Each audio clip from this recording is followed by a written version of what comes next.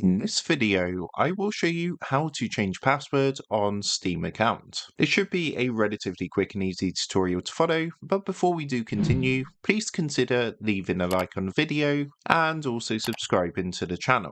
I really do appreciate it. Now, to change your password, as you can see, I've currently got the Steam app opened, but if you do use the web-based version of Steam, that's absolutely fine. These steps are the same. So what you want to do is go ahead and log into your account, and once you're logged in, come up to the top left-hand corner and click onto Steam. Now, once you've done that, from this menu that comes up, just come down and click onto Settings to open up the Settings window. From the Settings window, you want to come to the left-hand side and click onto Security. Once you've done that, you're going to see a screen like this, and at the top, you're going to see the option to change your password. So what you can do is give that a click. What that's going to do is redirect you to a screen like this, and it's going to give an option for how you can change your password. Now, if you've added a phone number, generally they're going to send a verification code by text message. If not, you have also got a choice for email. So what you can do is select it from the list here. If you don't no longer have access to the phone number or email address, you're going to see an option like this. So if you actually give that a click, and what it's going to do is just do a few security checks to confirm the account is yours and proceed with the change of